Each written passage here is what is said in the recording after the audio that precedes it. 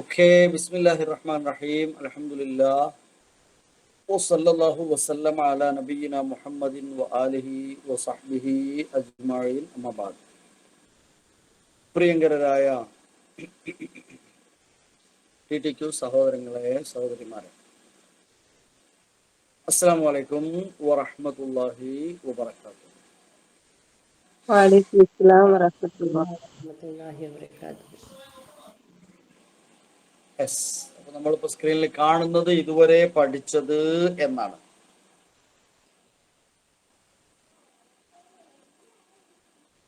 അപ്പൊ ഇതുവരെ പഠിച്ച കാര്യങ്ങളെ നേരത്തെ നിങ്ങൾ ഒരു പക്ഷേ ചർച്ച ചെയ്തിട്ടുണ്ടാകണം.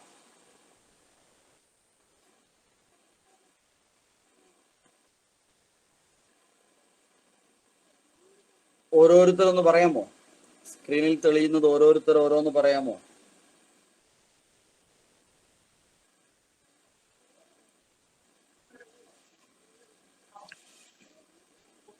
തെളിയുന്നത് അക്ഷരങ്ങളെന്ന് മാത്രമല്ല തെളിഞ്ഞിട്ടുള്ളൂ, വേറെ ഒന്നും തെളിഞ്ഞില്ലല്ലോ. ഇല്ല. അക്ഷരങ്ങളെന്ന് മാത്രമേ വന്നിട്ടുള്ളൂ. അപ്പൊ അക്ഷരങ്ങളെ കുറിച്ചുള്ള ധാരണ നമ്മുടെ ക്ലാസ്സിൽ ആദ്യം തന്നിട്ടുണ്ട് എന്നർത്ഥം. ഓക്കെ. അങ്ങനെ പറയണം. അക്ഷരങ്ങളെ കുറിച്ച് പഠിച്ചു, അക്ഷരങ്ങൾ എഴുതി നോക്കി, അക്ഷരങ്ങൾ അലിഫ് ഹംസ മുതൽ യാ വരെ 28 കോളങ്ങളിലായി എഴുതാൻ ശീലിച്ചു, അത് ചൊല്ലാൻ ശീലിച്ചു, അക്ഷരങ്ങളുടെ പേരുകൾ പഠിച്ചു, അല്ലേ? യെസ്. ടോട്ടൽ അത്രയും 28 ലെറ്റേഴ്സ്.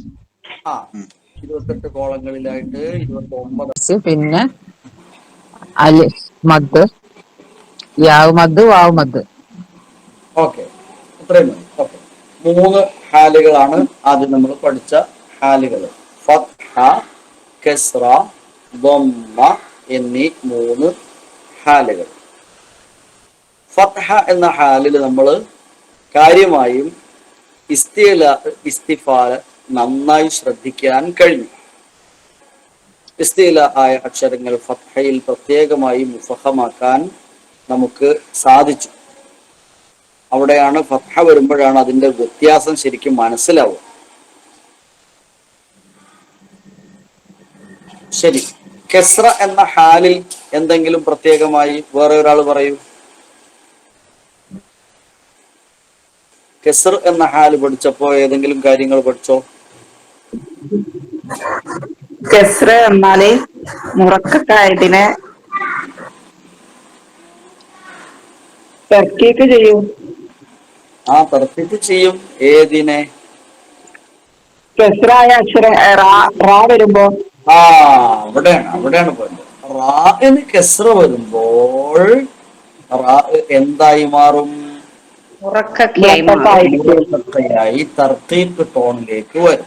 ഇത് നമ്മൾ എന്തിനാന്നറിയോ ഈ സ്ലൈഡ് വെച്ച് ഇങ്ങനെ കാര്യം പറയണത് എന്തിനറിയോ? ഫീഡ്ബാക്കോട്ട് പോണത് മറ്റുള്ള ആളുകൾ കൂടെ. അപ്പൊ എല്ലാരും ഇത് ഒരാളാണ് പറയുന്നതെങ്കിലും മറ്റുള്ളവരും കൂടെ ഇതിനകത്തേക്ക് വരണം കേട്ടോ. ശ്രദ്ധിക്കണേ. ഏതെങ്കിലും നമ്മൾ മറന്നുപോയ കാര്യങ്ങളൊക്കെ ഉണ്ടെങ്കിൽ നിങ്ങൾ ക്ലാസ്സിൽ ഇങ്ങനെ നമ്മൾ ക്ലാസ് കഴിഞ്ഞിട്ട് വീട്ടിൽ നിന്ന് വായിക്കുന്ന സമയത്തോ പഠിക്കുന്ന സമയത്തോ ചില കാര്യങ്ങൾ മറന്നുപോയി, നോട്ട്ബുക്ക് നോക്കിയിട്ടും മനസ്സിലാകുന്നില്ല. അപ്പൊ നിങ്ങൾ എന്ത് ചെയ്യണം? അത് നോട്ടിൽ ഒന്ന് എഴുതി വെക്കണം. ഇന്ന കാര്യം ഞാൻ വിട്ടുപോയിട്ടുണ്ട്, അതെന്താണെന്ന് റിവൈൻഡ് ചെയ്തെടുക്കാണ്ട്. അപ്പൊ ഇതുപോലെ നമ്മൾ വായിക്കുന്ന സമയത്ത് ആരെങ്കിലും പറയും, അപ്പൊ അത് കിട്ടും. അപ്പൊ അവിടെ പോയിട്ട് അത് വെട്ടിക്കളയാം. ഓക്കെ.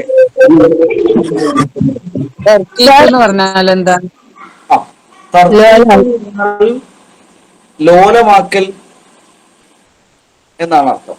സ്വരലാഘവം നൽകൽ, മുറക്കക്ക എന്ന് പറഞ്ഞില്ലേ നമ്മള്, അതാണ് മുഫഹമ. തഫ്ഹീമാണ് മുഫഹമ. മുഫഹമ എന്ന് പറഞ്ഞാൽ തഫ്ഹീം ചെയ്യപ്പെട്ടത്. ഒരു സംശയം, ആ ഉറുഫുൽ ഇസ്തിഫാലിന്റെ നേരെ തോട്ടില് മുഫഹമാണല്ലോ വന്നത്. മുഫഹമാണോ അത്? ഹുറൂഫുൽ ഇസ്തിഫാലിന്റെ നേരെ എന്നുള്ളതല്ല. അത് നമ്മൾ ഹുറൂഫുൽ ഇസ്തില ആയ എന്ന അക്ഷരങ്ങൾ മുഫഹമാക്കണം എന്ന് ഉദ്ദേശിച്ചത്. അതുകൊണ്ടാണ് ഇതൊക്കെ കളറ് വേറെ കൊടുത്തത്. മുകളിലുള്ള 2 പച്ചയും മാത്രം കൊടുത്തത്. നീല ഈ വേറെ വിഷയം പറയാൻ വേണ്ടിയില്ല കേട്ടോ. നല്ല ചോദ്യം. വേണമെങ്കിൽ നമുക്ക് അതും കൂടെ കറുപ്പാക്കാം, എന്നാ പിന്നെ കൺഫ്യൂഷൻ. ലോലമാക്കൽ എന്ന് പറഞ്ഞാൽ മുറക്കക്കയാക്കലല്ലേ? അതെ, മുറക്കക്ക ആക്കൽ, തർത്തീഖ് ആക്കൽ. തർത്തീഖ് ചെയ്താൽ ആ അക്ഷരത്തിനെ മുറക്കക്ക എന്ന് പറയും. തർത്തീഖ് തസ്കീം എന്ന് എന്നാൽ പറഞ്ഞാൽ മുഫഹമ. അത് തന്നെ. മുഫഖമ, തഫ്ഹീമ്, മുറക്കക്ക, തർത്തീഖ്. റഖഖ യുറഖിഖു തർത്തീഖ് വഹുവ മുറഖഖ്. അങ്ങനെയാണ് വാക്ക് കേട്ടോ. ഇല്ല, ഞാൻ വാക്ക് വെറുതെ പറഞ്ഞേ ഉള്ളൂ. ശരി. പിന്നെ നമ്മള് വേറൊരാള് പറയൂ. പിന്നെ എന്ത് പഠിച്ചു? മഖാരിജുൽ ഹുറൂഫ്. അല്ല, സ്ക്രീനിലേക്ക് തന്നെ നോക്കൂ. ഹാലുകൾ. ലൊമ്മ പറയാനുണ്ട്. നമ്മ പറഞ്ഞല്ലോ, ഫത്ഹ, കസ്റ, ദമ്മ. 4, 5, 6 ഹാലുകൾ. ആ അതെ, 4, 5. സ്ക്രീനിലേക്ക് നോക്കിയില്ലെങ്കിൽ അത് എപ്പോഴോ വന്നു നിന്നതാന്ന് വിചാരിക്കും. 4, 5, 6 ഹാലുകൾ. ഗുഡ്. ഇനി അടുത്ത ആള് പറയൂ. ഹാലുകള് അലിഫ്, യാ, വാവ്. 4, 5, 6 ഹാലുകൾ ഏതാ?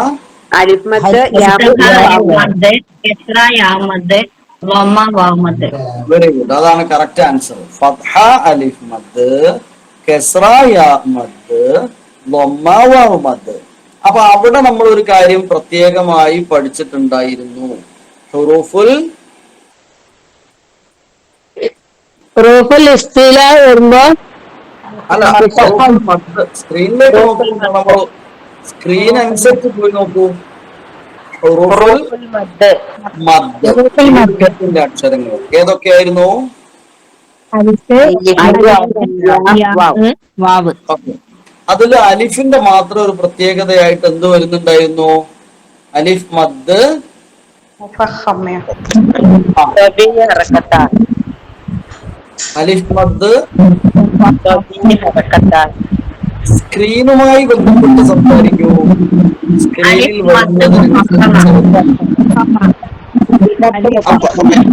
സ്ക്രീനിൽ ഇങ്ങനെ ചാടി വരച്ച് നോക്കിയാൽ മതി. അപ്പൊ അതുമായിട്ട് ബന്ധപ്പെട്ട് പറയാം. ആ ഒരു ഏതാണ്ട് യെസ്. എപ്പോഴാണ് അലിഫ് മദ് മുഫഖമയാകുന്നത്, മുറഖഖയാകുന്നത്? മുഫഖമായ അക്ഷരത്തിന്റെ കൂടെ മുഫഖമായ അലിഫ് മദ് ഏത് സിഫത്തിലുള്ള അക്ഷരമാണോ അത് തന്നെ ആർക്കും ബാധകമാകും. അത് അലിഫിൽ മാത്രമേ നമ്മൾ വിളിക്കാവുള്ളൂ. യാമത്തിനും വാമത്തിനും പ്രശ്നമില്ല കേട്ടോ. ഇനി ഇതാ സ്ക്രീനിലേക്ക് നോക്കണേ. ഇനി വരുന്നത് എന്താണെന്ന് നോക്കി അതാണ് മറ്റൊരാൾ പറയേണ്ടത്.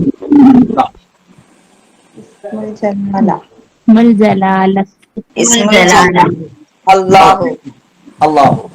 അള്ളാഹു എന്ന നാമത്തിന്റെ പേരാണ് ജലാലത്തിന്റെ നാമം എന്ന്. ജലാലത്ത് എന്ന വാക്കിന്റെ അർത്ഥം ഉന്നതം, മഹോന്നതം. ഓക്കെ, അത്യുന്നതം, മഹോന്നതം. എന്താ പഠിച്ചതിനെ കുറിച്ച്? അമ്മ വന്നു കഴിഞ്ഞാണെങ്കിൽ മുഫഖമായിട്ട് ഉച്ചരിക്കണം. എങ്ങനെ? അമ്മ ആയ ഇതിനു മുമ്പില് ഇസ്മുൽ ജലാല് വന്നു കഴിഞ്ഞാൽ അത് മുഫഖമായിട്ട് ഉച്ചരിക്കണം. ശേഷം അല്ലേ? ശേഷം അല്ലെങ്കിൽ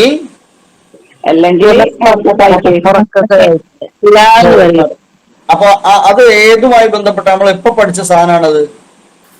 അത് ബിസ്മി പഠിക്കുന്ന ബസ്മല പഠിക്കുന്ന കാര്യം അല്ല. അത് ഹാലുകള് പിന്നെ ഫസ്റ്റ് ഹാലുകൾ പഠിച്ചു, ഫത്തഹന്റെ ഒക്കെ ഒപ്പം പഠിച്ചു. അല്ലേ? അത് വന്നു കഴിഞ്ഞാല് അത് വന്നിക്കണല്ലോ. ആയിട്ടുള്ള അക്ഷരങ്ങള് ഇസ്തിഗ്ലാലായ അക്ഷരങ്ങൾ കുഞ്ഞുട്ടി ചില സന്ദർഭങ്ങളിൽ അവിടെയാണ് അത് പഠിച്ചത്. അതായത് ഇസ്തില ആയ 7 അക്ഷരങ്ങളാണ് ഉള്ളത്. എന്നാൽ ബാക്കി അക്ഷരങ്ങളിൽ 3 ആളുകൾ ചിലപ്പോൾ ഇസ്തില ആവും, ചിലപ്പോൾ ഇസ്തിലാകും. അതിൽപ്പെട്ട ആളാണ് ഒന്ന് അലിഫ്, ഒന്ന് റാ, മറ്റൊന്ന് ജലാലിലെ ലാമ്. ഏത് ലാമ്? അതെ, ഇസ്മുൽ ജലാലയിൽ വരുന്ന അള്ളാഹു എന്നതിലെ ലാം.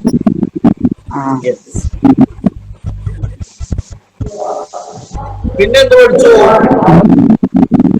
മഹാരിജുൽ മഖാരിജുൽ ഹുറൂഫ്.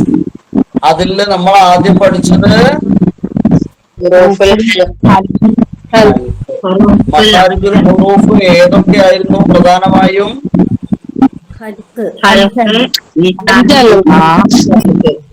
ഹൽക്ക്, ലിസാന്, ശഫത്ത്, ജൗഫ്, ഹൈസു. ഓക്കെ, അതിലെ ഹൽക്കിന്റെ അക്ഷരങ്ങൾ ഏതൊക്കെയായിരുന്നു?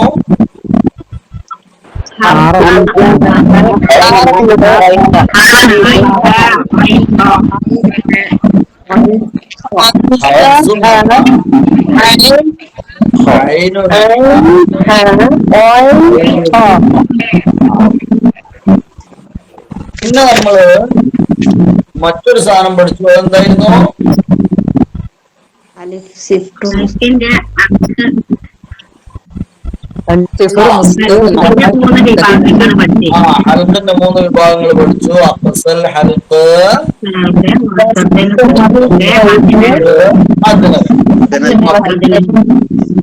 ശരി. ഇനി സ്ക്രീനിലേക്ക് നോക്കൂ. ഇപ്പോഴെന്താ വന്നേ?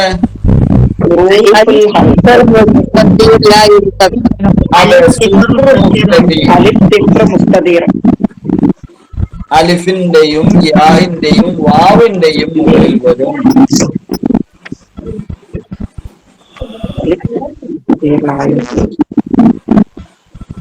പിന്നെ നമ്മൾ പഠിച്ചു മദ് ത്വബീഇ, സാധാരണ മദ് അസ്ലി എന്ന് പറയും.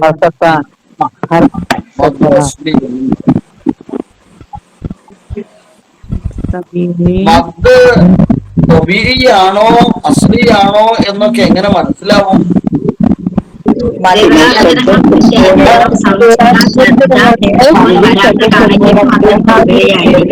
ശേഷം വന്നിട്ടില്ലെങ്കിൽ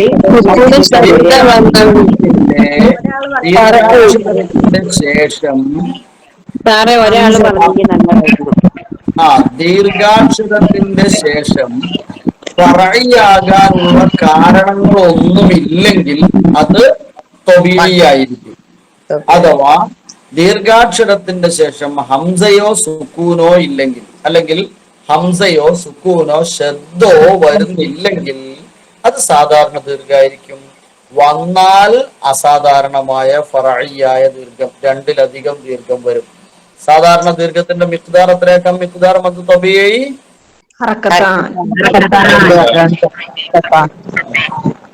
ദീർഘം 2 തരം. സാധാരണ ദീർഘം മദ് ത്വബീഇ, അസാധാരണ ദീർഘം മദ് ഫറഇ. ഓക്കെ, ഫറഇയായ മദ്ദുകൾ തന്നെ 6 ഉണ്ട്. അത് നമുക്ക് പിന്നീട് കേൾക്കണില്ല, മൈക്ക് ഓൺ ആക്കിട്ട.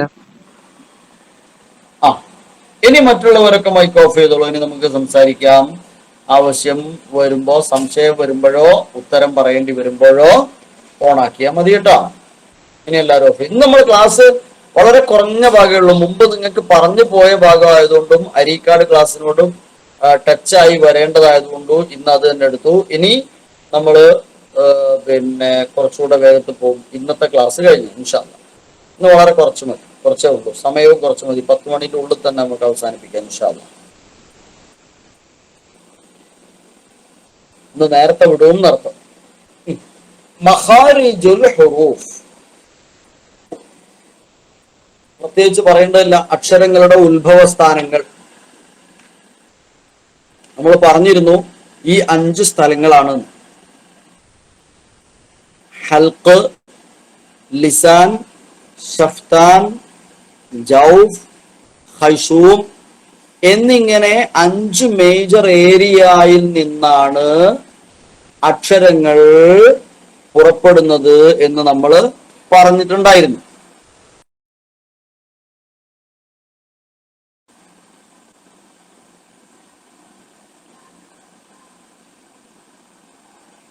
അതിൽ നമ്മൾ ഹൽക്ക് പറഞ്ഞു കഴിഞ്ഞു. ഇപ്പൊ നമ്മൾ ലിസാനിലേക്ക് കിടക്കുകയാണ്. ലിസാൻ എന്ന് പറഞ്ഞാൽ നാവ് എന്നാണ് അർത്ഥം. നമ്മുടെ നാവാണ്. ഇതില് 2 ലെറ്റേഴ്സ് പഠിച്ചിട്ടുണ്ട് ഉസ്താദ്. ആ 2 തന്നെ ഇന്ന് പറയുന്നുള്ളൂ. ഓക്കെ, ആ 2 തന്നെയാണ് ഇന്ന് പറയുന്നത്. നമ്മൾ അപ്പോഴും മറ്റേ ക്ലാസ്സുമായിട്ട് സമരസപ്പെടും. നമ്മൾ അരീക്കാടുള്ള ഓഫ്ലൈൻ ക്ലാസ്സുമായിട്ട് ഒന്നിച്ചാവും. പിന്നെ നമുക്ക് 2 സ്ഥലത്തും ഒരേപോലെ പോകും. അതിന് സമാന്തരമായി വരാനാണ് നമ്മൾ ഇതുവരെ വെയിറ്റ് ആയത്. ഓക്കെ, അപ്പൊ നമ്മൾ ലിസാനിലേക്കാണ് കിടക്കുന്നത്. നാവ് നന്നായാൽ എന്നാണ് പറയാ, സംസാരം നന്നായി. അതിന് കാരണമുണ്ട്. നാവിൽ നിന്നാണ് നമ്മൾ 28 ശബ്ദമുള്ള 28 അക്ഷരങ്ങളിൽ 18 എണ്ണവും വരുന്നത് എവിടുന്നാ? നാവിൽ നിന്ന്. മഖ്റജുൻ കുല്ലിയുൻ ലിസമാനിയത അശ്റ ഹർഫ്. 18 അക്ഷരങ്ങളുടെ ഒരു മാസ് ഏരിയയാണ്, മഖ്റജാണ് ലിസാൻ, നാവ്. അതുകൊണ്ട് നാവ് നന്നാക്കണം എന്ന് പറയാറുണ്ട്. അസ്സലാമു അലൈക്കും വറഹ്മത്തുള്ളാഹി വബറകാതുഹു. സാർ ഒന്ന് ഇടപെടട്ടെ. മറ്റേ മുഹമ്മദ് എഴുതിയ ആളുണ്ടല്ലോ, പേരില്ലേ, അവരുടെ മൈക്ക് ഓൺ ആവുന്ന സമയത്താണ് ഇത് വരുന്നത്, ഡിസ്റ്റർബൻസ് വരുന്നത്. അവര് ഫാന്റെ നേരെ താഴെയാണ് തോന്നിയിരിക്കുന്നത്. സാർ ഒന്നും പറഞ്ഞാല് നല്ലതായിരിക്കും.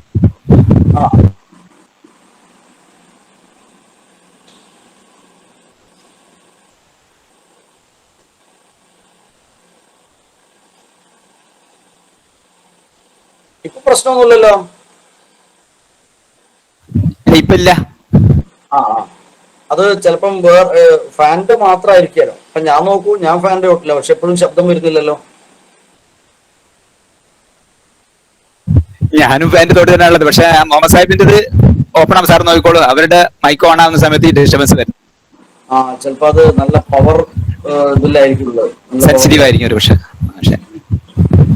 ഓക്കെ, അപ്പൊ ക്ലിയർ ആയി.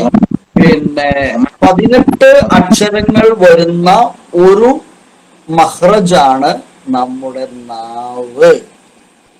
നാവ് ഏറ്റവും വലിയ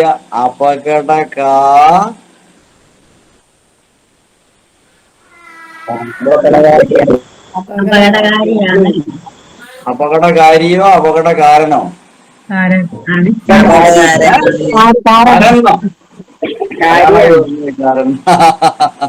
അപകടകാരി എന്നാണ് സ്ത്രീലിംഗാലോ ഉപയോഗിച്ച്. സ്ത്രീലിംഗാണ്. ആയിക്കോട്ടെ, അപകടകാരൻ എന്ന് പറഞ്ഞില്ല. എന്താണ് എനിക്കറിയില്ലേ, അപകടകാരി എന്നാ പറഞ്ഞത്. പ്രശ്നക്കാരി എന്നൊക്കെ പറഞ്ഞ പോലെ അപകടകാരി എന്നാ പറഞ്ഞത്. ആയിക്കോട്ടെ, അത് സ്ത്രീലിംഗ ഉപയോഗമല്ല, മലയാളത്തിൽ അങ്ങനെ പറയാം. ഏറ്റവും ഉപകാരിയും നാവ് തന്നെയാണ്. ഏറ്റവും ഉപകാരി അല്ലേ? ശരി. അപ്പൊ കാരനായാലും കാരിയായാലും നാവ് സൂക്ഷിക്കണം, നാവിനെ സൂക്ഷിക്കണം. 18 അക്ഷരം ക്ലിയർ ആയി പോകും.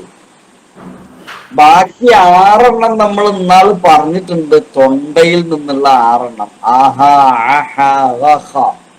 ഇനി ഈ 18 കൂടെ ക്ലിയർ ആയാൽ 18 6 24. പിന്നെ ശബ്ദമുള്ള 4 അക്ഷരമേ ബാക്കിയുള്ളൂ.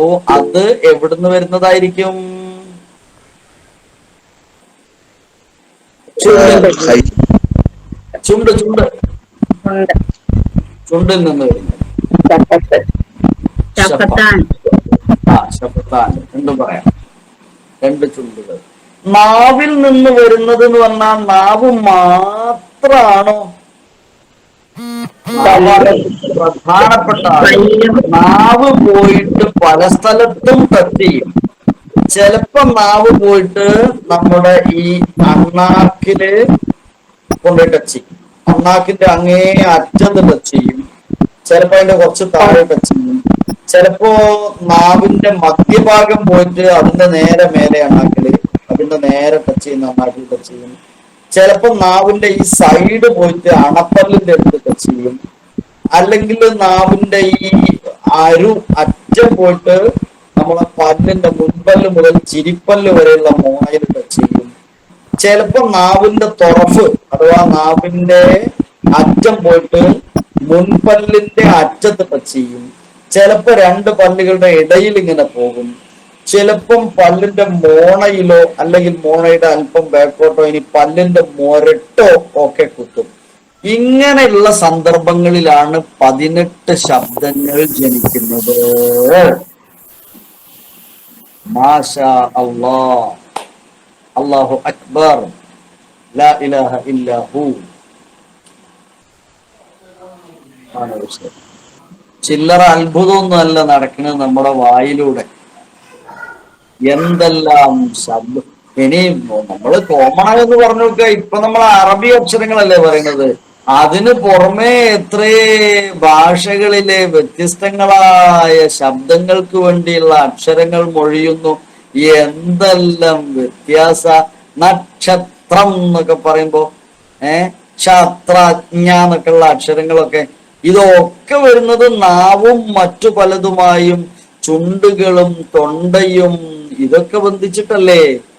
അത്ഭുതം തന്നെയാണ്. മാഷാ അല്ലാഹു തബാറകല്ലാഹ് ഫതബാറകല്ലാഹു അഹ്സനുൽ ഖാലിഖീൻ നമ്മള് എവിടെ പഠിച്ചിട്ടുണ്ട്? സൂറത്ത് മുഅ്മിനൂനില്. നിങ്ങൾ ഇന്ന് ഓതി.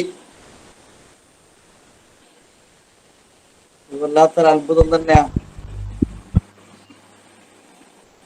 യെസ്. അപ്പൊ 18 അക്ഷരങ്ങളുടെ ഒരു മഖ്റജാണ് ലിസാന്, നാവ് എന്ന് എഴുതി വെച്ചല്ലോ. ലിസാന് എന്ന പദത്തിന്റെ അർത്ഥം നാവ് എന്നാണ്. അതോടൊപ്പം നാവാണ് ഭാഷ കൈകാര്യം ചെയ്യുന്ന ഏറ്റവും പ്രധാനപ്പെട്ട സംഗതി. അതുകൊണ്ട് തന്നെ ഭാഷക്ക് ലിസാന് എന്നൊരു പദം ഉപയോഗിക്കും. ലിസാൻ എന്ന് പറഞ്ഞാൽ രണ്ടർത്ഥവും പറയാം. നാവ് എന്ന് പറയാം, ഭാഷ എന്ന് പറയാം. ഇവിടെ നാവ് എന്ന് തന്നെയാണ് അർത്ഥം.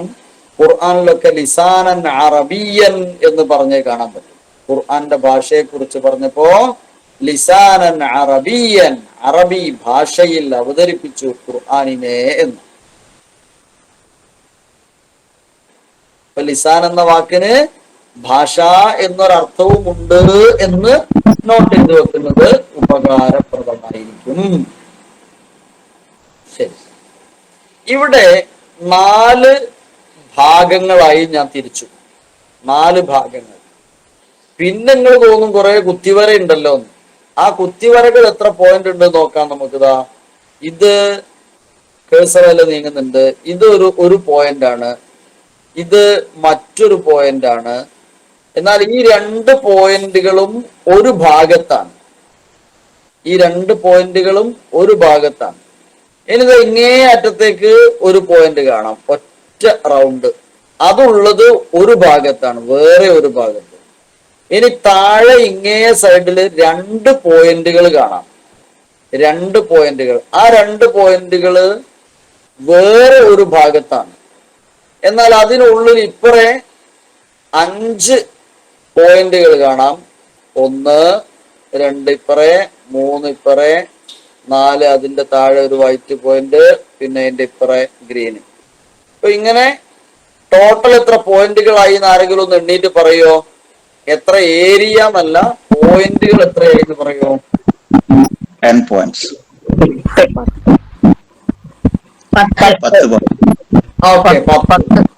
10 പോയിന്റുകളിൽ നിന്നാണ് നമ്മുടെ 18 അക്ഷരം വരുന്നത് എന്ന് മനസ്സിലാക്കി വെക്കുക. 10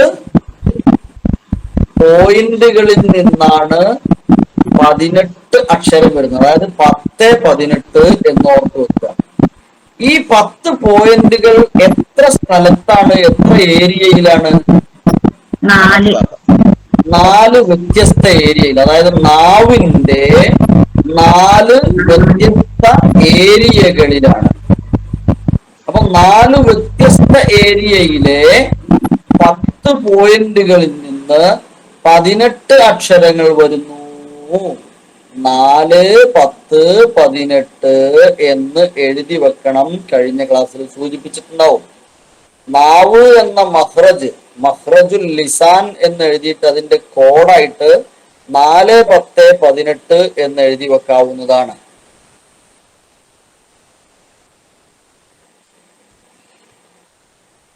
നാല് 10, 18 എന്ന് പറഞ്ഞാൽ 4 എന്ന് പറഞ്ഞാല് 4 പ്രധാനപ്പെട്ട ഭാഗങ്ങൾ. 10 എന്ന് പറഞ്ഞാൽ ആ 4 ഭാഗങ്ങളിൽ വ്യത്യസ്തമായ 10 പോയിന്റുകൾ. 18 എന്ന് പറഞ്ഞാൽ ആ 10 പോയിന്റിൽ വരുന്ന 18 അക്ഷരം. അപ്പൊ ഏതോ ചില പോയിന്റിൽ ഒന്നിലധികം അക്ഷരം വരുന്നുണ്ടെന്ന് ഉറപ്പായില്ലേ?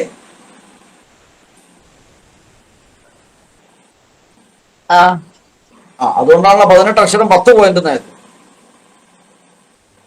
അതെ. അതെ, യെസ്. ഇനി നമുക്ക് നോക്കാം. ഈ 4 ഏരിയകൾക്ക് പറയുന്ന പേരുണ്ട്. അതിനു മുമ്പ് ഈ അക്ഷരങ്ങൾ നോക്കിക്കോ.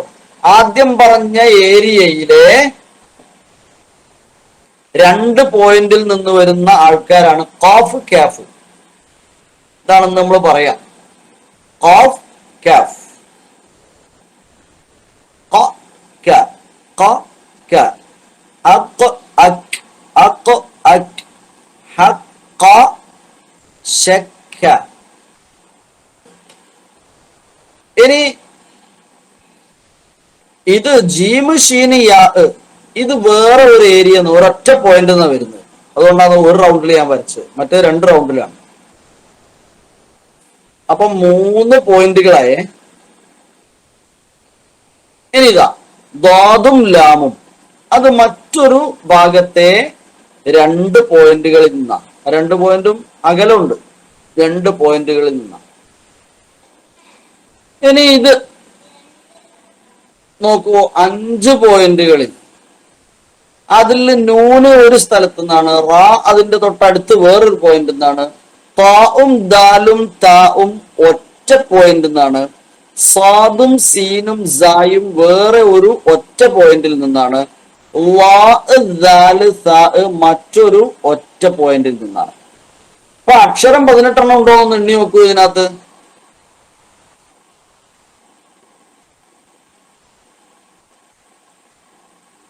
ഉണ്ട്. ഓ, ഉണ്ട് ഉണ്ട് ഉണ്ട് ഉണ്ട്. അക്ഷരം 18 ഉണ്ട്. ഇനി ഇവയുടെ പേര് കൂടെ നമുക്കൊന്ന് പരിശോധിക്കാം. ഈ 4 ഏരിയകളുടെ പേര്.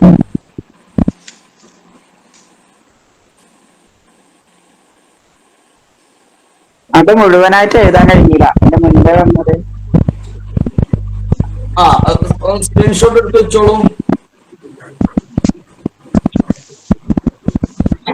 നിങ്ങൾക്ക് PDF വരുന്ന സമയത്ത് അതിനകത്ത് ആക്കിയാലും മതി. ഗ്രീനിൽ വന്നത് വായും പിന്നെ അടുത്ത അക്ഷരം ദാ ആണോ? ദാലിന് പുള്ളിയുള്ളത്. ദാലിന് പുള്ളിയുള്ളത് ഇതാ. അടുത്തത് സ.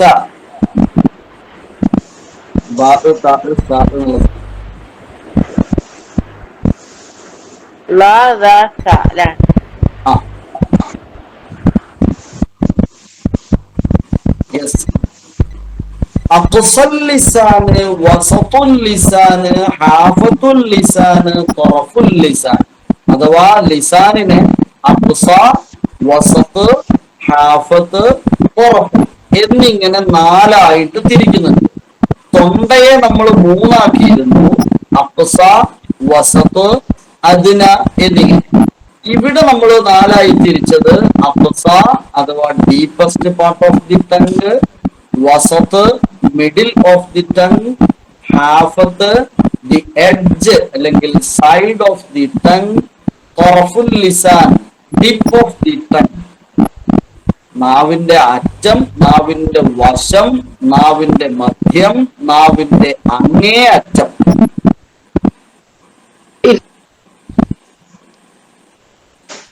ചിത്രം ഒരു ചെറിയൊരു സഹായകമായി നമുക്ക് കാണാവുന്ന ഒരു ചിത്രമാണ്. ആ ചിത്രത്തിൽ ആരോ മാർക്ക് കൊടുത്തിട്ടുണ്ട്. അഫ്സൽ ലിസാന് അവിടുന്ന് 2 അക്ഷരങ്ങൾ വരുന്നുണ്ട്. 2 അക്ഷരം. വസത്തുൽ ലിസാൻ, ആരോമാർക്ക് നോക്കുക, നാവിന്റെ സെൻട്രൽ ഭാഗത്തേക്ക് വന്നിട്ട് അവിടുന്ന് 3 അക്ഷരങ്ങൾ വരുന്നുണ്ട്. ഹാഫത്തുൽ ലിസാൻ അത് 2 ഭാഗത്തായിട്ട് കാണിച്ചിട്ടുണ്ട്. അതോടൊപ്പം തൊറഫുൽ ലിസാനിന്റെ പച്ച അതിന് താഴെയും കാണിച്ചിട്ടുണ്ട്. ഈ ഹാഫത്തുൽ ലിസാന് ആ പച്ചയോടും ചേർന്ന് ഇങ്ങനെ വരുന്നതായിട്ട് സങ്കല്പിക്കുക, ഒറ്റ കളറായിട്ട് സങ്കല്പിക്കുക.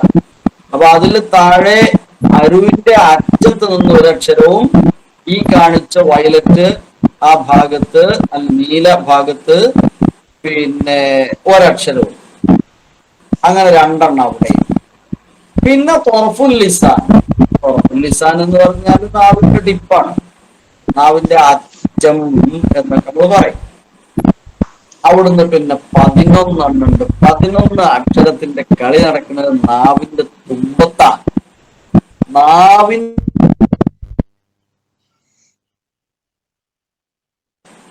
നാവിന്റെ തുമ്പ് ചെന്നിട്ട് ഈ ഏരിയ, നാവിന്റെ ഈ ഇവിടുന്ന് ഇങ്ങോട്ടുള്ള ഈ ഏരിയ ചെന്നിട്ട് പല ഭാഗത്തും ഇങ്ങനെ കളിക്കുക. അപ്പോഴാണ് 11 അക്ഷരങ്ങൾ വരുന്നത്. മാഷാ അല്ലാഹു തബാറകല്ലാഹു അഹ്സനുൽ ഖാലിഖീൻ. സുബ്ഹാനല്ലാഹ്. യെസ്, 4 പേരുകൾ ഞാനൊന്നുകൂടെ പറയാം. അഖ്സ, വസത്ത്, ഹാഫ, തൊറഫ്. അഖ്സൽ ലിസാൻ നാവിന്റെ അങ്ങേയറ്റം, വസത്തുൽ ലിസാൻ നാവിന്റെ മധ്യഭാഗം, ഹാഫത്തുൽ ലിസാൻ നാവിന്റെ അരു അല്ലെങ്കിൽ വശം, സൈഡ്, തൊറഫുൽ ലിസാൻ നാവിന്റെ അറ്റം, തെമ്പ്, തുമ്പ്, തെല്ല്, എന്താ നിങ്ങൾ പറയാ, അങ്ങനെ പറഞ്ഞോളൂ. ഏതായാലും ടിപ്പ്. യെസ്, അതൊക്കെ അവിടെ നിൽക്കട്ടെ. നമ്മൾ ഇന്ന് അഖ്സൽ ലിസാൻ മാത്രമേ നോക്കുന്നുള്ളൂ. അഖ്സൽ ലിസാൻ എന്ന് പറഞ്ഞാൽ നാവിന്റെ, ഇത് നാവാന്ന് വിചാരിച്ചോ, ഇത് ഇവിടെ നിന്ന് ഇങ്ങോട്ട് നാവ്, ഈ കൈവെള്ള നാവാണ്. നാവ് ഇങ്ങനെ നിൽക്കുന്നു, പുറത്തേക്കാണ് വിരലറ്റം. നാവ് വായില് പുറത്തേക്കുള്ള ഭാഗമാണ് വിരലറ്റം. അപ്പൊ നാവിന്റെ അങ്ങേയറ്റം തന്നെ ഇവിടെയാണ്, ഈ ഏരിയ, നമ്മുടെ ഈ മാംസളമായ കൂടുതൽ ഇറച്ചി വരുന്ന ഈ ഭാഗമാണ് നാവിന്റെ അങ്ങേയറ്റം എന്ന് പറഞ്ഞത്. അവിടെ ഈ ഒരു ഏരിയ.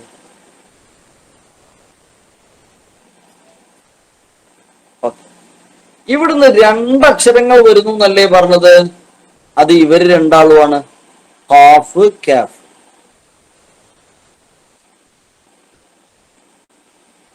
നാവിന്റെ ചെറുനാവിന്റെ ഒക്കെ ഏരിയ അല്ലേ, ചെറുനാവിന്റെ ഒക്കെ ഏരിയ, അവിടേക്കാണ് ഈ നാവിൻ അഖ്സ എന്ന് പറഞ്ഞാൽ വരുന്ന ഭാഗം. അഖ്സൽ ലിസാൻ എന്ന് പറഞ്ഞാല് നമ്മുടെ ചെറുനാവിന്റെ ഒക്കെ ആ ഒരു ഭാഗമല്ലേ, തൊണ്ടന്റെ ആ ബോർഡർ, അതിന്റെ ഇങ്ങോട്ടുള്ള സ്ഥലം.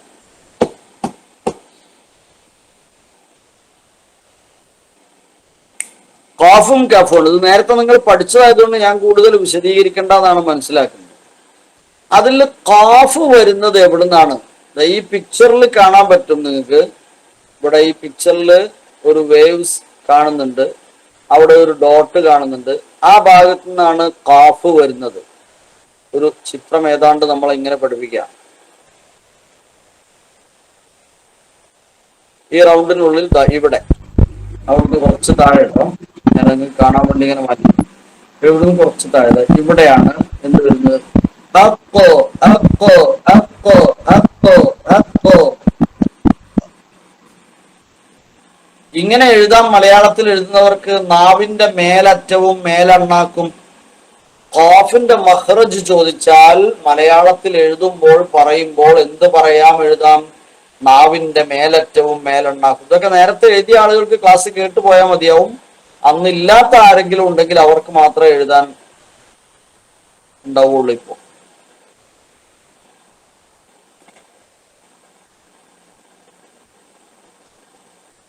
ഓക്കെ. ഖസമുല്ലിദി, ഒരാളായത്തിൽ ഖസമുല്ലിദി ഒന്ന് പറഞ്ഞു നോക്കൂ. قسم الذي قسم الذي قسم قاف فتحة الذي قا قاف فتحة مفخمة قا قاف فتحة مفخمة قا فتح مفخم فتحة مفخمة فتحة مفخمة لم يخلق لم يخلق لم يخلق كيف خلقت كيف خلقت ഓക്കെ ഇതുവരെ വരാത്ത ആരെങ്കിലും ഉണ്ടെങ്കിൽ ഇതാ ഇവിടെയുള്ള ചില വാക്കുകൾ നോക്കൂ ഖാല ഖീല ഖുൽ അഖറബു ഇഖ്തറബ യുഖരിദു അല്ലേ قال قبل قل أقرب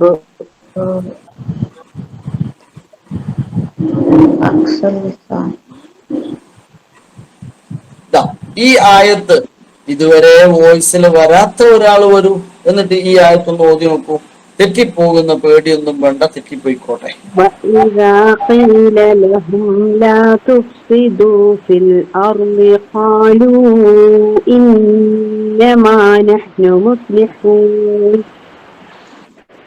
ഒന്നുകൂടെ ഓതൂ وإذا قيل لهم لا تفسدوا في الأرض قالوا إنما نحن مصلحون ഓക്കെ കറക്റ്റ് ആണ് വഇദാ ഖീല അതാരാ ഒരാൾ തഹജ്ജ് ചെയ്യ വഇദാ ഖീല നേരത്തെ വരാത്ത ഒരാൾ വരൂ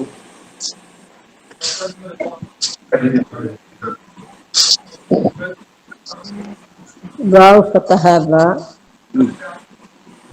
ألف همزة كسرى إي وإي ذال فتح ذا ألف مد طبي حركتان وإذا അയ്വ ഇദാ വഇദാ وإذا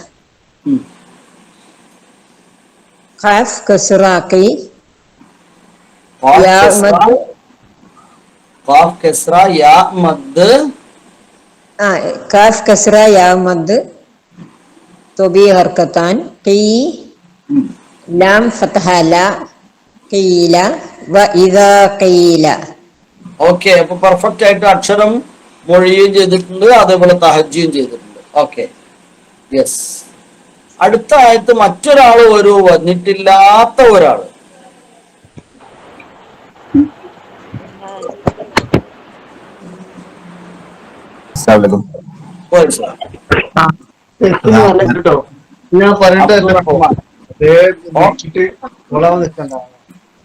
ഓ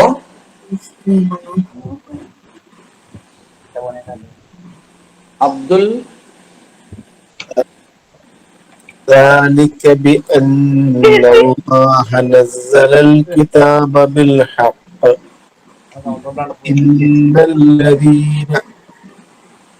وإن الذين اختلفوا في الكتاب لفي شقاق بعيد لفي شقاق بعيد لفي شقاق بعيد ഓക്കെ ഓക്കെ ഓക്കെ അപ്പൊ ഖാഫാണ് നമ്മൾ അവിടെ പറഞ്ഞത് ഖാഫ് 3 പ്രാവശ്യം വന്നു ബിൽ ഹഖി ഷിഖാഖി ഷിഖാഖി okay very good very good ഇനി മഖ്റജുൽ കാഫ് കാഫിന്റെ മഖ്റജ് എവിടെയെന്ന് വെച്ചാൽ നമ്മൾ പറയും പെട്ടെന്ന് ഖാഫിന്റെ അല്പം താഴെ എന്ന് എന്നാൽ അങ്ങനെ അല്ലാതെ എങ്ങനെയൊന്ന് പറയാം ഖാഫിന് പറഞ്ഞതുപോലെ എങ്ങനെ പറയും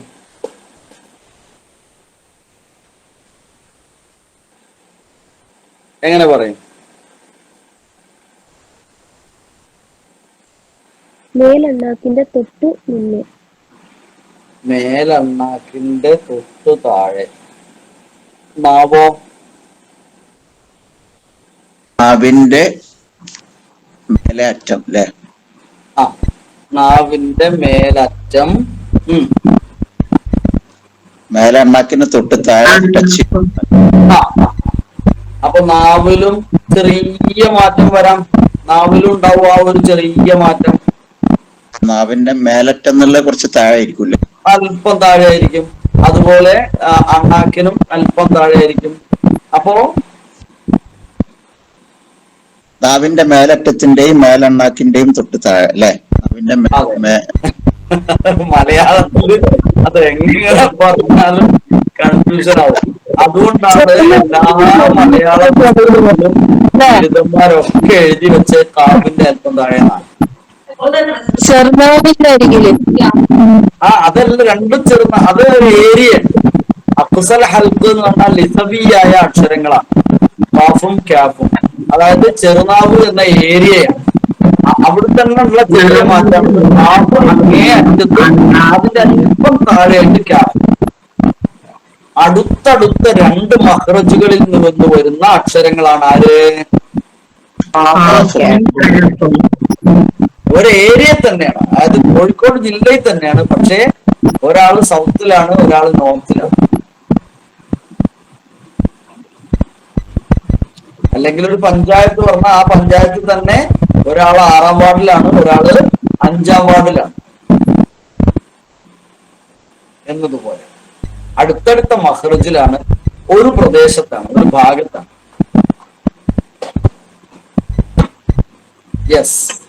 അപ്പൊ ഖാഫിന് അല്പം താഴെ ഇത്ര ഇങ്ങോട്ട് മാറി വന്നു. വഅക്വാബുൻ ഹൽ അതാക വദകറ സ്മ. അപ്പൊ ഖാഫ് ഓർത്ത് വെക്കുക. വദകറ സ്മ ഔ ഖാഫ് ആണെങ്കിൽ അതാക അതാക വഅക്വാബുൻ അഖ്വാബുൻ. രണ്ടും തമ്മിൽ ഒന്ന് മേലേക്ക്, കുറച്ചുകൂടെ മേലേക്ക് പോയി. ഖാഫാണെങ്കിൽ. ക്യാഫാണെങ്കിൽ അല്പം താഴേക്ക് വന്നു, ലേശം താഴെ വ്യത്യാസമുണ്ട്. ഇമാലത്ത് ഉണ്ടാവോ അവിടെ? ഓ, ഇമാലത്ത് ചെക്ക് ഉണ്ടാവോ കേഫിന്? ഇമാലത്ത് ഒരക്ഷരത്തിനുമില്ല. ഇല്ലല്ലേ? അറബിയിൽ ഒരക്ഷരത്തിനും ഇമാലത്തില്ല. എന്നാൽ ഇസ്തിഫാലാണ്. എന്നാൽ ലൈറ്റായിട്ട് ഉച്ചരിക്കുന്നതാ. സ്വരലാഘവമുണ്ട്. നമ്മള് ഇമാലത്ത് എന്ന് പറഞ്ഞാൽ എന്താണെന്നറിയോ സംഗതി? ഇമാലത്ത് എന്ന് പറഞ്ഞു തന്നെ തെറ്റാ. ഇമേലത്ത് എന്ന് അറിയണം.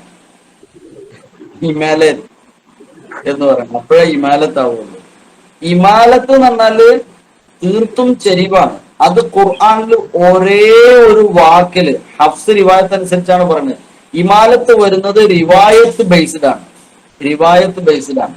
അതായത് മാലിക് യൗമുദ്ദീനും മലിക് യൗമുദ്ദീനും രണ്ട് റിവായത്താണ്. അതേപോലെ ഹഫ്സ് റിവായത്തില് ഇമാലത്ത് വരുന്നത് ഒരേ ഒരു വാക്കിലെ റാ എന്ന അക്ഷരത്തിന് മാത്രമാണ്. അഥവാ മജ്റാഹ എന്ന പദത്തിലുള്ള റാഇനെ മജ് തർത്തീബ് ചെയ്ത് രേ എന്ന് ഇമാലത്ത് കൊടുക്കും. രേഹ എന്ന് പറയും. അത് രേ എന്നാണ്, രാന്നൊന്നുമല്ല, രേ എന്നാണ്. രേഖ എന്നൊക്കെ നമ്മൾ പറയുന്ന പോലെ തന്നെ രേഖ, രേവതി എന്നൊക്കെ പറയുന്ന രേ തന്നെയാണ്. ഏകാരമാണ്. അത് സൂറത്ത് നംലിലാണ് വരുന്നത്. ആ ആയത്ത് വരുന്നത് സൂറത്ത് നംലിൽ. ആ ബിസ്മില്ലാഹി മജ്റ, അതാണ്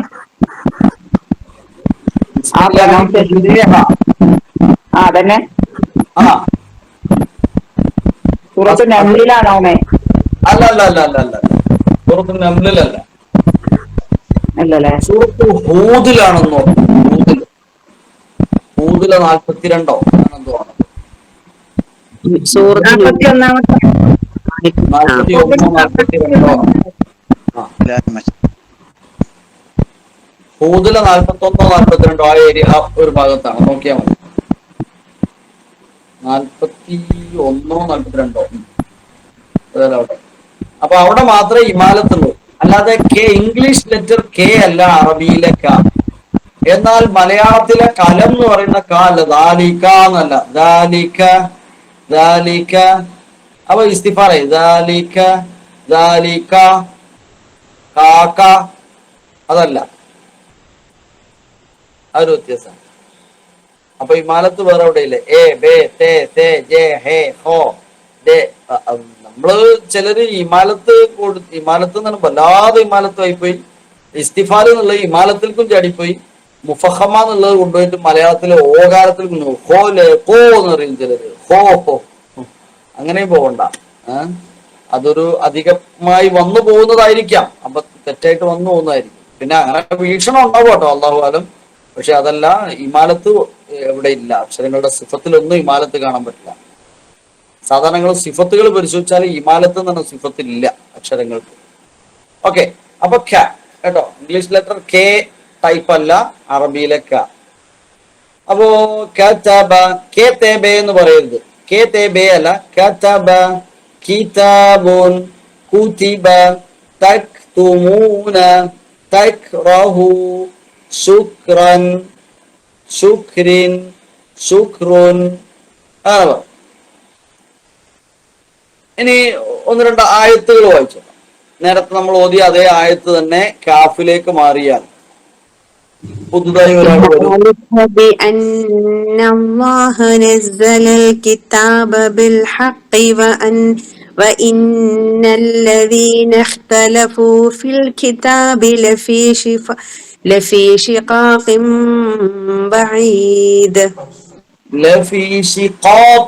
നമ്മളെ വിഷയം കാഫിലല്ല, കഴിഞ്ഞ കാഫാണ്.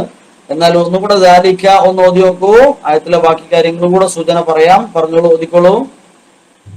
ذلك بأن الله نزل الكتاب بالحق وإن الذين اختلفوا في الكتاب അവിടെ وإن الذين اختلفوا وإن الذين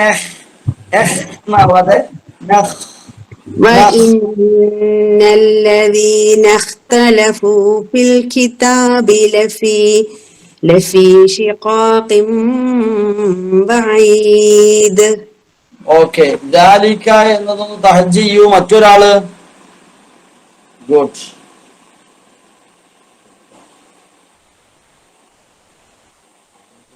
ഞാൻ ചെയ്യാം സർ. ഫത്ഹ അലിഫ് മദ് തബീ ഹർക്കത്താൻ റാ ലാം ലാം കസ്റ ലി റാലി കാഫ് ഫത്ഹ ക റാലിക ദാലിക റാലിക ദാലിക റാലിക ബാ കസ്റ ബി അലിഫ് ഹംസ ഫത്ഹ ആ ബി ആ നമ്മൾ പഠിച്ചിട്ടില്ല. നൂന് നമ്മൾ പഠിച്ചിട്ടില്ല. നൂന്റെ ഹാല് നമ്മൾ പഠിച്ചിട്ടില്ല. ശബ്ദമൊന്നും പഠിച്ചിട്ടില്ലല്ലോ. പിന്നെ ഇസ്മുൽ ജലാല അല്ലാഹ അല്ലേ? ذلك بأن الله نزل الكتاب بالحق وإن الذين اختلفوا في الكتاب لفي شقاق بعيد. ഓക്കെ, ഇനി ഈ ഒരായത്ത് വേറെ ഒരാൾ വരും.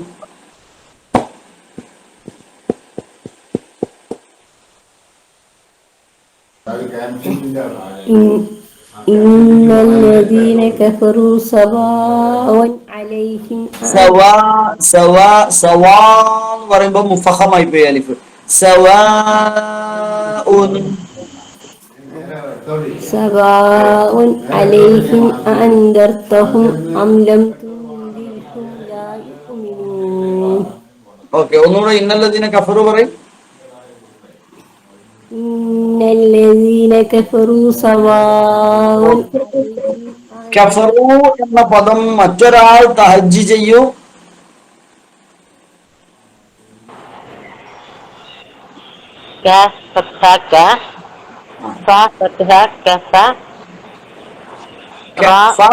കഫാന്ന് വയ്ക്കുക. ഫാന് ഫതഹ കഫാന്ന് വയ്ക്കോ.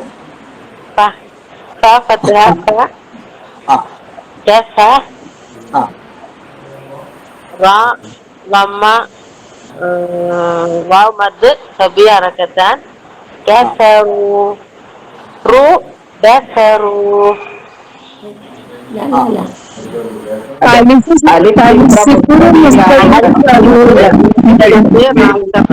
വിജയ് പറയട്ടെ, അവര് പറയാൻ പോകുന്നുണ്ട്. ആ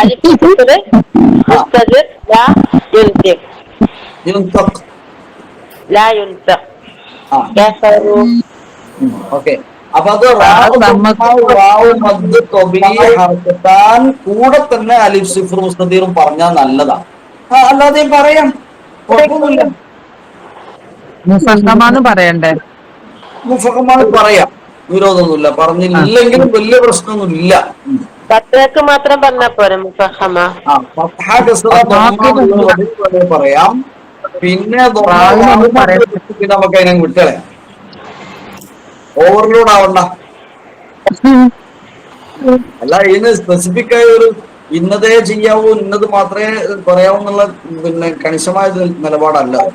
അത് നമ്മൾ പഠിച്ചു വരാൻ വേണ്ടിയിട്ട് ഞാൻ നിങ്ങൾക്ക് നൽകുന്ന ചില നിർദ്ദേശഭാഗങ്ങൾ മാത്രമേ ഉള്ളൂ കേട്ടോ. എവിടെയൊക്കെ ചെല്ലണം പാടില്ല എന്നതല്ല, നിർബന്ധമായിട്ടുമല്ല. ശരി, നമുക്ക് അവസാനിപ്പിക്കാം.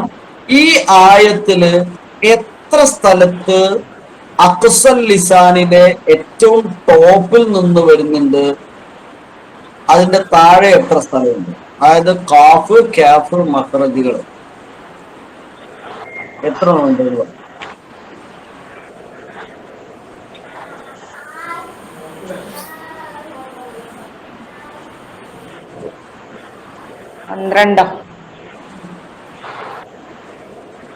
12 അഖ്സൽ ലിസാൻ ഉണ്ട്. അതിൽ രണ്ടും ഒന്ന് വേർതിരിച്ച് പറയുമോ? ആണെങ്കിൽ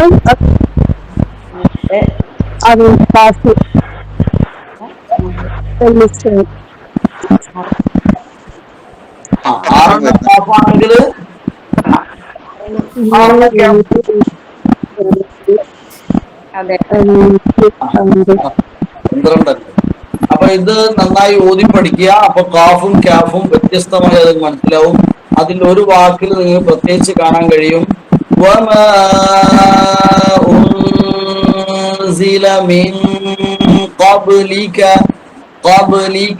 ആദ്യവും അവസാനവും രണ്ടും ഫത്ഹയില്. ഒന്നാമത്തെ ഫത്ഹ മുഫഖമ, രണ്ടാമത്തെ ഫത്ഹ മുറഖഖ അല്ലെങ്കിൽ ഫത്ഹ ഇസ്തിഫാല്. ഇസ്തിലാഉ ഇസ്തിഫാലും ഇസ്തിഫാൽ قبلك وما أنزل من قبلك وبالآخرة هم يوقنون. അല്ലേ? ഈ ആയത്ത് എല്ലാവരും ഓതാൻ വേണ്ടി, പാരായണം ചെയ്യാൻ വേണ്ടി സെലക്ട് ചെയ്യുന്നത് നന്നാവും. ഈ ഖുറ ബിസ്മി റബ്ബിക്കല്ലദീ ഖലഖ خلق الإنسان من علق اقرأ وربك الأكرم الذي علم بالقلم. ഓക്കെ, അപ്പോ ഇവിടെ നമ്മുടെ ക്ലാസ് അവസാനിക്കുകയാണ്. ഇൻഷാ അല്ലാഹ്. ഒരു ഡൗട്ട് ഉണ്ടായിരുന്നു. ചോദിച്ചോ. സർ, ഈ ക്ലാസിന്റെ വീഡിയോ വരില്ലേ? ഈ എഴുതുമ്പോഴേ നമ്മൾ തഹജ്ജുദ് ചെയ്യുമ്പോ എഴുതുന്ന സന്ദർഭത്തില് പിന്നെ നമ്മളിപ്പോ ഈ യാക്ക് എഴുതൂലേ, മീൻസ് യക്തുബൂന്നൊക്കെ വരുമ്പോ, അപ്പൊ നമ്മൾ തഹജ്ജുദ് ചെയ്യുമ്പോ പിന്നെ യാ ഫതഹ യാന്ന് എഴുതുമ്പോ അതിങ്ങനെ ഡെസ്ക് മോഡലാണ് എഴുതേണ്ടതല്ല, യക്തുബൂന്നുള്ള ആ യാ എന്നുള്ള ആദ്യം തന്നെയാണോ എഴുതല്? മനസ്സിലായതല്ലേ? യക്തുബൂന്ന് എഴുതുമ്പോ യക്തുബ് നമ്മൾ തഹജ്ജുദ് ചെയ്യുമ്പോഴേ ഏത് ചെയ്യുമ്പോ കൂട്ടി എഴുതുമ്പോഴതാണോ അതോ മറ്റേക്കാണോ എഴുതേണ്ടത് ചോദിക്കുന്നത്? കൂട്ടി എഴുതുമ്പോഴുള്ള യാ ആണോ അതോ സ്വന്തം എഴുതുമ്പോഴുള്ള യാ ആണോ? അത് നിങ്ങൾ ഏത് എഴുതിയാലും ഇപ്പൊ ഒന്നും വിഷയമല്ല. നമ്മളൊന്ന് രണ്ട് രീതിയിലും ഒക്കെ എഴുതി കാണിച്ചിട്ടുണ്ട്. പിന്നെ ഇപ്പൊ ഉദാഹരണത്തിന് ഇപ്പൊ സ്ക്രീനിൽ കാണുന്ന ഇഖ്റ ബിസ്മി റബ്ബിക, അല്ലെ? റബ്ബിക എന്നതാണെങ്കിൽ, അല്ലെങ്കിൽ ഖലഖ നോക്കൂ, ഖലഖ അവിടെ മുഫഖമ, എന്നിട്ട് ഖ എന്ന് എഴുതുമ്പോൾ ലാമിന്റെ അടുത്തേക്ക് കയറാതെ അത് കട്ട് ചെയ്ത് ഫുൾ ഖ എഴുതാതെ എഴുതിക്കോളൂ. ഏറ്റവും പെർഫെക്റ്റ് അതാണ്. പിന്നെ ലാമു ഫത്ഹ അല്ല, പിന്നെ ലാമു ഫത്ഹ അല്ല എന്നുള്ളത് ലാമിന്റെ ആ ഫുൾ ഫോമിലേക്ക് പോകാതെ എഴുതിക്കോളൂ. എന്നിട്ട് ഖല എന്ന് എഴുതിക്കോളൂ. എന്നിട്ട് കാഫിനെ അങ്ങനെ എഴുതുക. കാഫിനെ എഴുതുമ്പോൾ ഒരു വാലൊക്കെ എഴുതണോ അല്ലേ? നിർബന്ധമല്ല. അത് എഴുത്തും കൂടെ പഠിക്കുമ്പോഴേ അങ്ങനെ എല്ലാരും ഇപ്പൊ ഒരുപോലെ അങ്ങനെ എഴുതാൻ പഠിച്ചിട്ടുണ്ടാവില്ല. അപ്പൊ മുഴുവൻ പൂർണ്ണ രൂപത്തിൽ അക്ഷരങ്ങളെ എഴുതിക്കോളൂ. വിരോധമൊന്നുമില്ല. രണ്ട് രീതിയും നിങ്ങൾക്ക് സ്വീകരിക്കാം കേട്ടോ. അല്ല, തഹജ് ചെയ്യുമ്പോഴേ അതാണ് എങ്ങനെ ഇതിൽ കാണുന്നതാണ്. നമ്മൾ തന്നെ രണ്ട് രീതിയിൽ നിങ്ങൾക്ക് എഴുതി കാണിച്ചിട്ടുണ്ട്. കാരണം രണ്ടും കണ്ടോട്ടെ എന്ന് വിചാരിച്ചിട്ട് ആദ്യ സമയത്ത് നമ്മൾ എന്നൊക്കെ എഴുതി കാണിച്ചു. എന്നൊക്കെ എഴുതി കാണിച്ചപ്പോ രണ്ട് രീതിയിൽ നമ്മൾ സ്വീകരിച്ചത് അതുകൊണ്ടാണ്. രണ്ടും കണ്ടോട്ടെ എന്ന് വിചാരിച്ചു. അപ്പൊ രണ്ട് എഴുതിയാലും കുഴപ്പമില്ല. ഇല്ല, നിങ്ങൾ ഇപ്പൊ ഏത് എഴുതിയാലും കുഴപ്പമില്ല.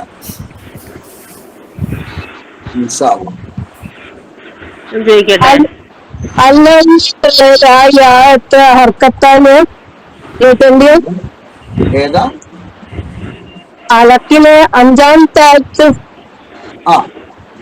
അത് അല്ലല്ലേ? അത് രണ്ട് ഹർക്കത്താ? ഹറക്കത്താനി മതി. എന്താ സംശയത്തിന് കാരണം?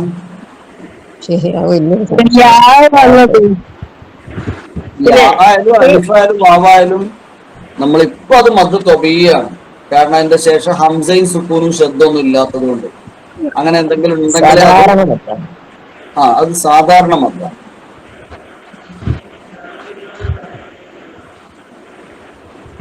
ഓക്കെ. അപ്പൊ ഇന്ന് നമ്മൾ കൃത്യം 10 മണിക്ക് ഇക്റന്റെ മുമ്പിൽ ഹംസത്ത് വസ്ലല്ലേ വരുന്നത്? അപ്പൊ അവിടെ നമ്മളെ പ്രൊണൗൺസിയേഷൻ എങ്ങനെ വരിക? ഈ ഇങ്ങോട്ട് ശരിക്കും അങ്ങനെ പുറത്ത് കേൾക്കണോ? ഈ കേൾക്കണോ? ശരിക്കും കേൾക്കണം. ഈ കേൾക്കണം അല്ലേ? അല്ലമബിൽ ഖലം എന്നുള്ളോട്ട് ആ അലിഫിന് എങ്ങനെ ഫത്ഹ തന്നെ? വർത്താനത്തിൽ തന്നെ നോക്കാം. അല്ലതി എന്നുള്ളത് ആ കേൾക്കുന്നത് കേൾക്കണം. ഇവിടെ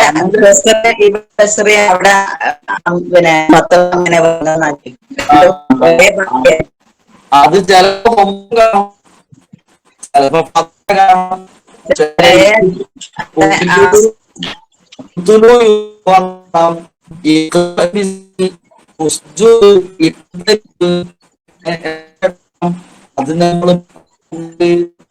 നമ്മൾ സമയം വേണം.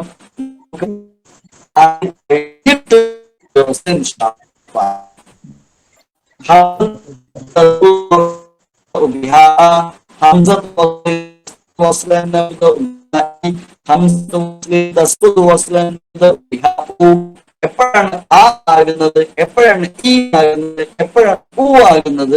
ഇൻഷാ അല്ലാഹ് പിന്നീട് പറയും. ഇപ്പൊ പറയില്ല. ഇപ്പൊ പറഞ്ഞാൽ നമ്മള് സമയം പുതുതായി നിങ്ങളോ ആരംഭഘട്ടത്തിലുള്ളവർക്കോ വെയിറ്റ് കൂടുതൽ ഒക്കെ വരും.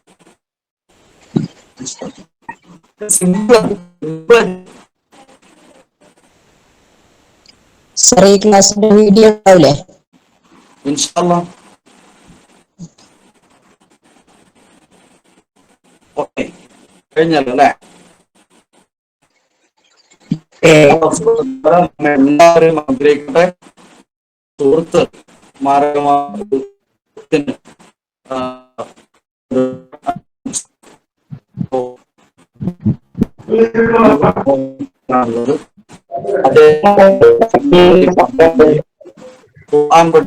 പ്രത്യേകമായി പറയാൻ അദ്ദേഹത്തിന് ഇപ്പോ